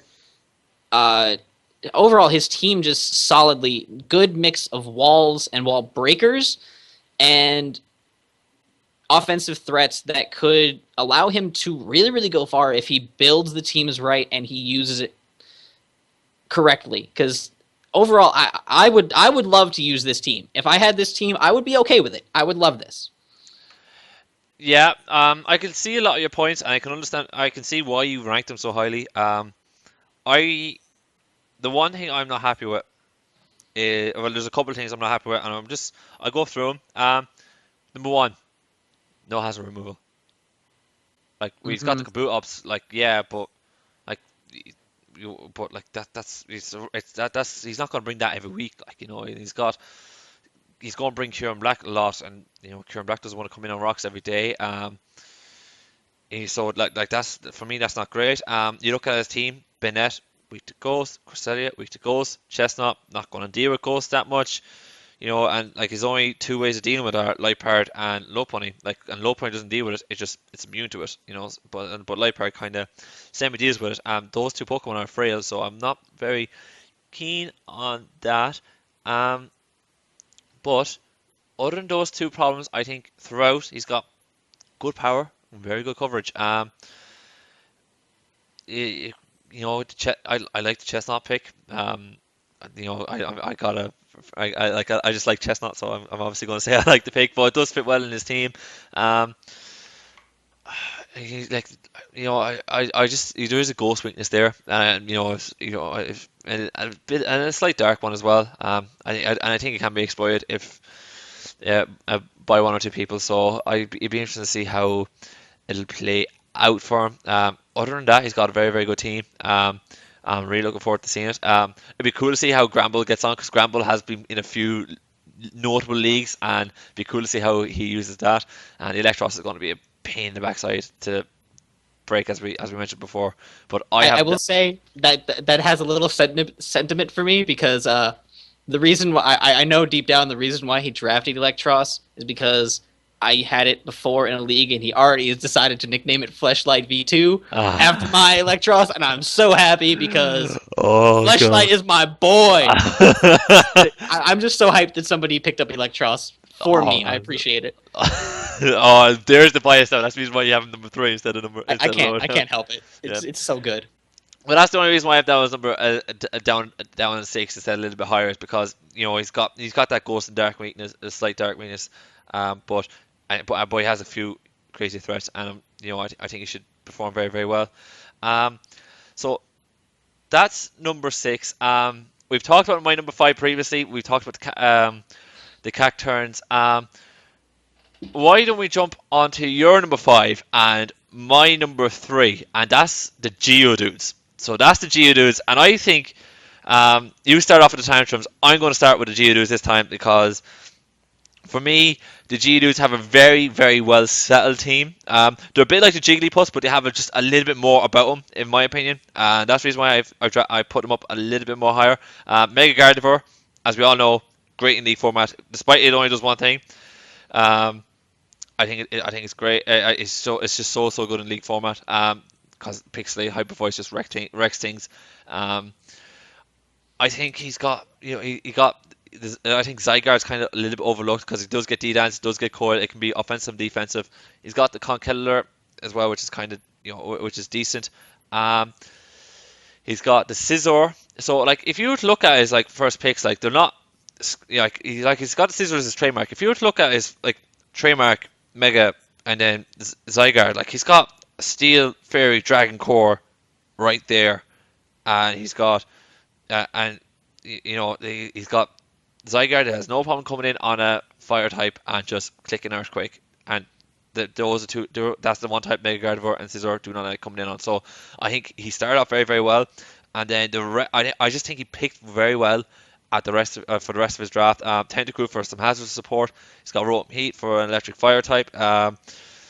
He's got the Aerodactyl. He got picked up the Aerodactyl for a flying rock type. Like he kind of covered the rest of his bases along with it, and he's got the Armaldo for another rapid spinner and stealth rocker. What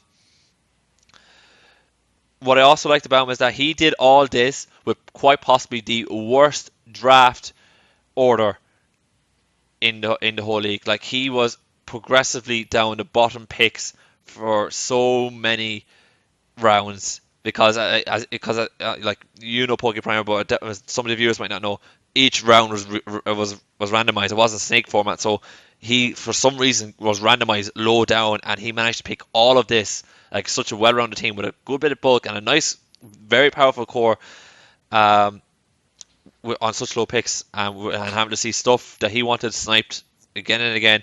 So I have him, pretty high up because of that. And I do expect him to do very very well, but he's in he's in quite possibly one of the tougher divisions, and it'd be hard for him to get out of it. Yeah, I agree. I agree definitely. Essentially the only reason why he's at number 5 at this point is just because, for me, this is the point in the in the rankings where it became extremely difficult for me to rank things properly, because at this point, for my top 5 teams, I just see them as so close together and ranked and so well-rounded as a whole, all 5 teams, that it was kind of just a matter of trying to find that one little thing here or there that I can nitpick to kind of put one over the other. And it became really, really difficult because, honestly, it's just, I mean, his Fairy Dragon Steel Core is bar none one of the best that I've seen. Mega Gardevoir, Zygarde, and Scizor are such an amazing trio that's going to be really, really hard to get past for a lot of people. If he really wants to use his Fire, Water, Grass Core, I would personally say that it's not terrible. Rotom Heat is fantastic. Jellicent is a really, really annoying mon. I've seen so many people use Jellicent really effectively, and I could definitely see him doing it. Yeah. And Lilligant isn't bad. I feel like a lot of people, just because it's a lower tier mon, like want to look down on Lilligant, but Lilligant is really, really good. It's because he's got multiple, like it's not just his 4-time weaknesses. It's got a couple of 4 times weaknesses, and it's a one-trick pony essentially. It quiver dances, sleep powders, and then just kind of hit things. Like that's what Lilligant does, and it's fine, but it can be exploited, and that's the reason why it's so low down. But it can work. Like you have to prepare for that sleep powder if and that quiver dance against the Geodudes. Absolutely, but he does have amazing rapid spin support in both Tentacruel and Armaldo, so it does give him options. If Tentacruel doesn't fit one week, he could bring the Armaldo, and that would be more than useful.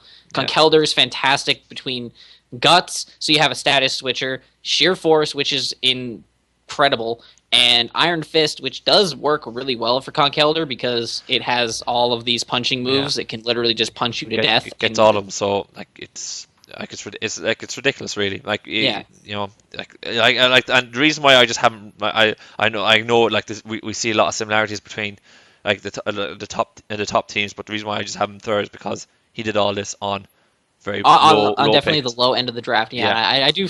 He got really lucky. I think he got really lucky that a lot of these mons ended up staying as long as they did in the draft. Yeah. He got a bunch of really good gems really late in, Yeah. like Meltank. I love the mill tank. Love the mill Oh, tank. Meltank is so good in the league format. Yeah. It's so bulky, so much potential. Aerodactyl is definitely, if I had to pick a sleeper mon on this team that people might overlook, that could end up being one of the most devastating things on this team, it's definitely going to be the Aerodactyl. That thing is crazy good. So much potential. Overall, just his team is very, very, very good. Yeah. Very, very good. Yeah. But yep, that's the Geodudes anyways. So let's move on. Let's move on to the next team, which we both have placed as fourth, and that is the Welsh Drudigans. So hailing out from Cardiff, Wales, we have the Welsh Drudigans. Do you want to take this one? Yeah, I'll go for it. Just looking at this team right off the bat, from trademark to Mega Venusaur, it does hit home for me because this duo, the Mew Mega Venusaur duo, is one that I've used before and one that I've seen many other people use before, and it's just so dangerous because one of the biggest issues with Mega Venusaur is while it does have the thick fat ability to balance out that fire and ice weakness, it does still have the psychic and flying weakness, and what better to switch into a psychic type move than a Pokemon that can learn pretty much anything and resists psychic. Yeah. Right there, that duo is truly, truly dangerous. Chansey, it's one of the greatest walls in the game for a reason. I mean, obviously you have to try to avoid the knockoffs that are going to get rid of that Eviolite, but even without an Eviolite, Chansey's not going to die. You have to hit Chansey physically, because that thing's not going to die to a special hit. That thing's going to take any special hit you throw its way. Just overall, looking over her draft, Togekiss is fantastic. A really, really good fairy type. Really, really great pick. Serene Grace flinches for days. Thunder Waves, nice speed control. Has so many potential options for it. And another defogger. Another defogger, exactly. Her hazard control is beautiful. Really, really, really helps her team. If there's any reason that I would have to say that she's down at number 4, it's the Unpheasant pick in Tier 5. That's honestly, if I had to make any one mon that drops it down a bit for me, it's definitely the Unpheasant. No, it's Frogadier for me. It's Frogadier for me. I can't hate on Frog. I can't hate on Frogadier. I can easily hate on Frogadier because you look at Hot Frogadier and you're just thinking, you know, every time you use it in league format, you're wishing and you're praying, if I just had a little bit more juice in my shot, if a little bit more power in it, you know, I could be onto something. But he's wishing he was a Greninja. He definitely wishes he was a Greninja. Yeah, and that's just not good enough. It's, you know, and you know, that's her only water type as well. Like, you know, it's. That does hurt. That does hurt a bunch too. I agree, definitely. Because having a little bit of a better water type would really help her, or maybe a bulkier water type would help her. She does already have the bulk with Mega Venusaur. Oh, she's got bulk out the window. Oh, like, she is crazy. Like, it's going to be so hard to break down Chansey, Mega Venusaur, Mew. Oh, that core is disgusting. And then Togekiss on top of that, it's going to be so hard to break them 4 Pokemon down. And then, I think we've talked about power previously on this show, and what we really mean by power is like offensively and defensive power. Like how much power have you got defensively to really just grind out long, like 80 turn battles? Like, and you know, the Drudigans have that, but like, you know, at the same time, liable to set up. They're liable to set up, and I'm not too keen on Chansey's setup fodder. Chansey's 100% setup fodder. If you put anything in front of it that can set up, you're going to set up. Yeah. And if you have that mon, and if that setup mon has some form of recovery, you're going to be able to recover very easily against Chansey without any real issues. What you really want with Chansey is that you're thinking, I need a T-Wave or something, because I can slow it down then, and it's not that scary. But your problem is like, you know, if you got the Zygarde and Garchomp, you know.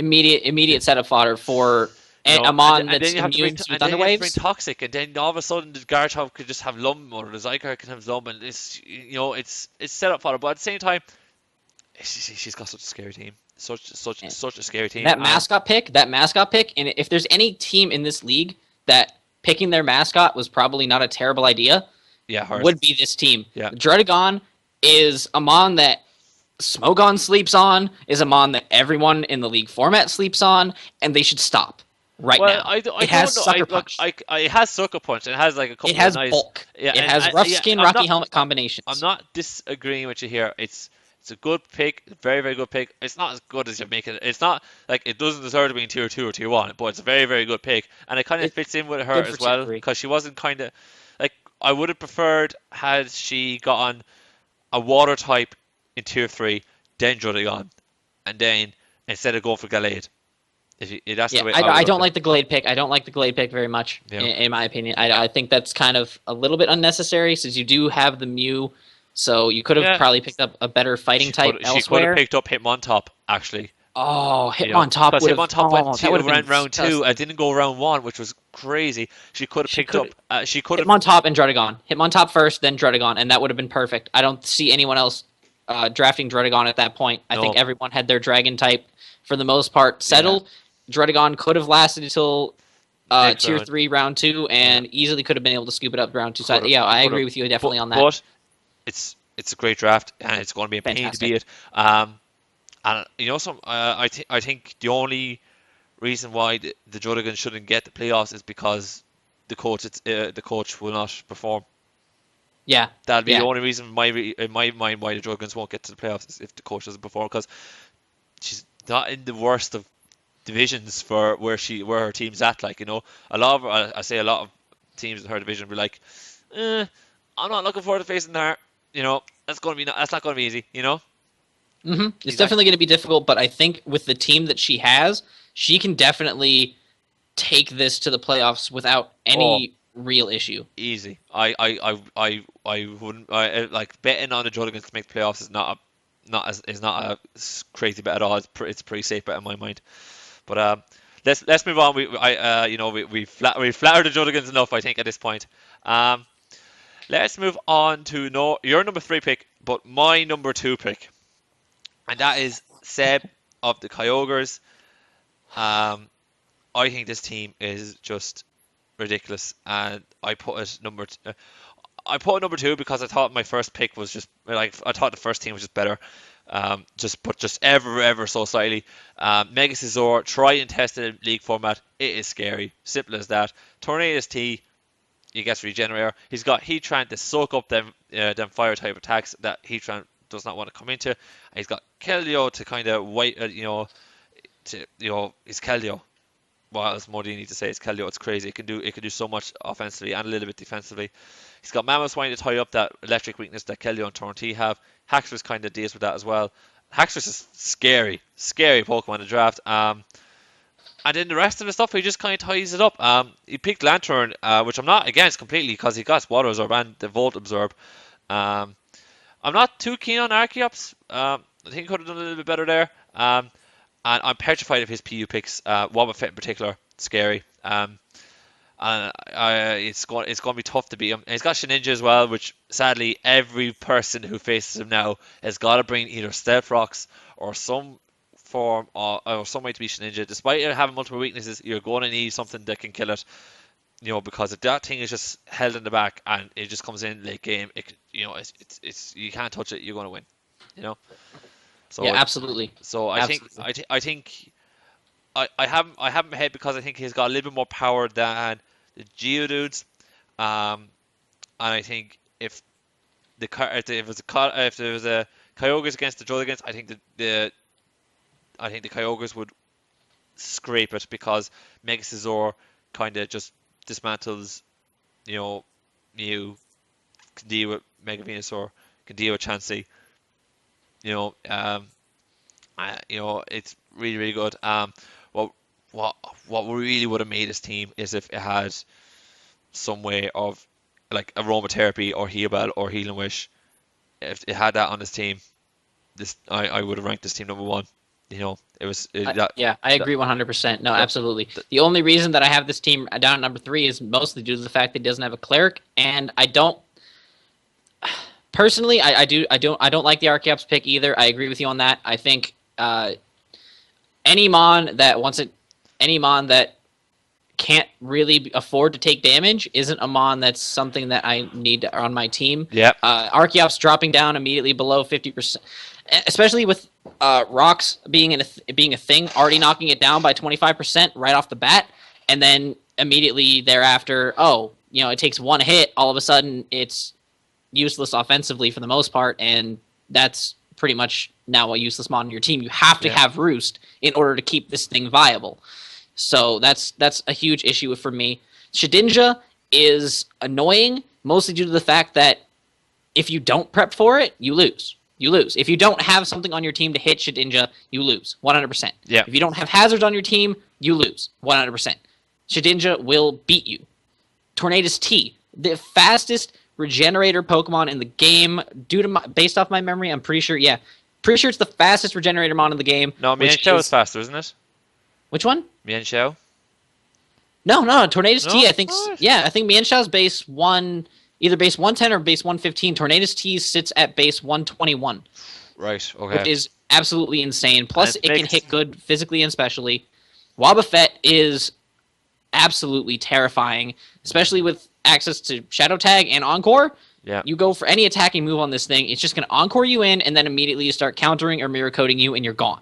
That's it. Mm-hmm. Lantern, I think it's really a beautiful pick just because it has 2 different immunities available to it. Yep. And you never know which one he's going to bring for you. Yep. So you never know how to prepare for it.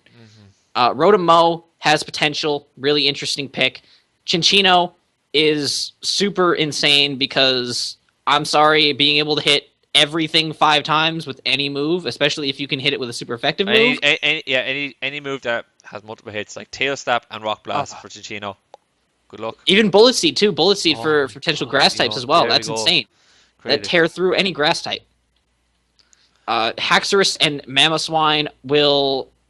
I don't even care if it's a physical wall. You put a physical wall in front of these things, it doesn't matter. If you put a physical Haxorus- wall in front of Haxorus will just D-dance. Haxorus laughs. Good luck. Haxorus laughs. Yeah, and that's all At it takes for physical Haxorus to sweep is one D-dance, because that Yeah. attack stat is ridiculous, and once it gets over that 100 threshold, that 100 speed tier with one D-dance, It's all over. It's all over at Good that luck. point. You don't stop it. And with Yeah. Mold Breaker, oh well. So you have something Suck. with Levitate to dodge an Earthquake. Not if he happening. wants to Earthquake you, it's gone. yeah, Say, for example, even just to go back, in a matchup, if I were to put Seb versus Brock, boom, immediately, Rotom Heat is no longer a switch-in because of Mold Breaker, because Yeah. Earthquake will one-shot. Yeah. Absolutely.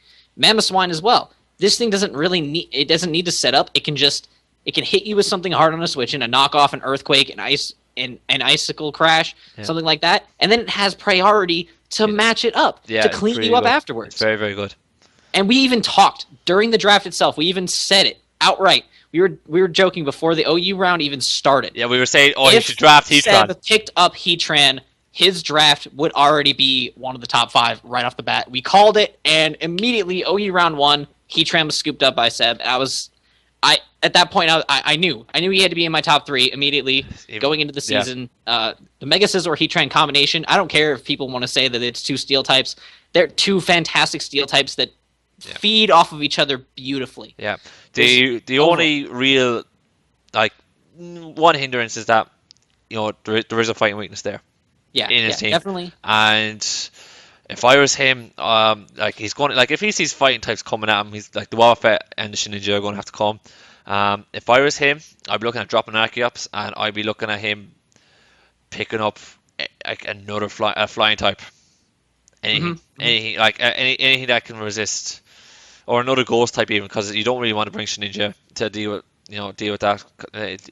fighting types, because there's a lot of fighting types do get some type of dark move. Or some fire do type get move. Sucker Punch. Some do get fire. A lot do get Fire Punch. It's a good point. If you So don't get can't Fire really Punch, you're safely getting bring Blaze Shedinja. Kick. If you don't get Fire Punch, you get Blaze Kick. yeah. So it's, for me, the Archeops, I wouldn't be surprised to see Archeops being dropped just somewhere along the way. But if he was to patch that up, I don't think there's much I don't think there would be anything separate. I don't think there would have been anything separating him and our number one pick, our joint number one pick, the Seattle Scammers. Oh, and there was no. Going into the draft, I knew as soon as we decided that Ray was going to join the league, I knew immediately to watch out for his draft, because if we were to allow him to draft as good of a team as he did, we were going to have a hell of a time the whole season. Mm-hmm. And then we let him draft this absolutely beautiful masterpiece that he laid out before. And I will go as far as saying it's a 100% masterpiece. He trademarked Clefable, which is disgusting. It is absolutely disgusting. Yeah, there's no argument about that. I think it's fair enough to say that his team was close enough to perfect as we're going to get. Like, if you look at general league type teams, you need fast extra type Pokemon. Raikou, base 115 speed. There you go, right there. It's you're looking at beauty. You're looking at a priority. Entei, Weavile, great. Hazard support, him on top, great. And then you're just looking at, has he got immunities? He's got, Quagsire. There's one immunity for you. So Megalodios. There's an immunity for you. Another immunity. Mesprit, another immunity. I kind of think he could like the Mesprit is probably his weakest pick, and it's still great. It's still very good. The only pick that in his entire draft that I'm interested to see what he does with, because I know Ray, and I know Ray's gonna play beautifully all season. The only pick that I'm the most interested by is definitely Probopass, because it's very, very untested in the league format. Not many people scoop it up very often, just because a lot of people don't see its potential. I see there being a lot of potential with Probopass, so I'm interested to see what he does with it. I'm intrigued. Ditto is one of the most annoying things in the league format, because not only does it take your sets and cause you to have to not only plan for what Ray can bring, but you have to essentially have backup plans to handle what you're bringing to handle what Ray's bringing, which is terrifying. But then it also helps him see your sets. Yeah, he scouts you very easily there. But back to the Probopass, man, I if I had to pick one of them, that'd be his worst pick. But he's got coverage everywhere. Everywhere you look, he's got coverage that can deal with the ground fighting weaknesses, and his Firewater Grass Core makes me sick. His Firewater Grass Core actually makes me sick, and I don't want to face him, because Entei, Amoonguss, Quagsire, stop. Just stop. Bulk as well, and it's disgusting. If you look at he's got Megalodios, Lucario, and Clefable. Oh my god! Yeah. How? Even if he just decided, hey, I'm gonna bring both my Fairy Dragon Steel Core and my Firewater Grass Core to this matchup, he wins. What breakthrough? It's hard enough to break through one of those cores in a battle. Two of them. Break through both of them at the same time. Have fun. Yeah, it's going to be tough, and I think the reason why he's first is because he's got nearly everything. He's got nearly everything on his team. He's got Clerics, he's got hazard support, and he's got good hazard support. It's not like another case where we labeled Kabutops, maybe, that's Rapid Spinner, Sandslash, that's Rapid Spinner. They're not good Rapid Spinners. Him on top is a fantastic Rapid Spinner. One of the best. Yeah, we could sing the Skarmory's praises to the end of the honestly, the end of the day, but there's no getting around it. Every time you look at it, it's by far the best team that I think that I've ever seen drafted in this type of league. Easily, by far, wall breakers, walls, priority, hazard removal, hazard setters, clerics, everything a team could ever want and need, literally laid out before us. Yeah, it's overall brilliant, and if you were to pick one team that's going to go undefeated, pick the Skarmories in regular season. Anyways, God knows what happens in playoffs.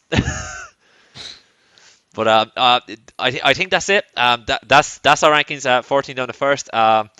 It's going to be a really, really fun season. I cannot wait. I cannot wait for it to unfold. PokePrimer and myself will be coming to you every single week with updated rankings. It's not going to be as long as this episode, but we just had to kind of get through everybody's roster as well. We'll be more for the other episodes. We'll be more looking at how they got on that week, how they performed, and then we'll be we've been moving the teams around accordingly as per the performance in the league that week. Is there any other thoughts you have to share, PokePrimer? I am beyond excited for this season. The drafts were very interesting overall. A very good mix of good and bad drafts that we could see change throughout the season. You never know. It's going to be fantastic overall. The season's going to be a blast. A lot of great people here in the league, and I'm beyond excited to get things started. Yep, awesome. So that's us now for today, you guys. Thank you so much for watching. I know we dragged it out a bit, but it had to be done. It had to be done. We had to get through everybody, and we have to at least explain our thought process, especially since that was it's the rosters, not the gameplay that really defined it. If you like today's video, please click that like button down below, and if you have any if you have like, tell us your opinion on what you thought of our rankings. If you wanted to bump some people up, bump people down, let us know, and also let us know what you think of Jeff and myself. Like where we stand in the whole scheme of things. If you reckon we're going to do good or not, because like we kept our teams out of the whole equation.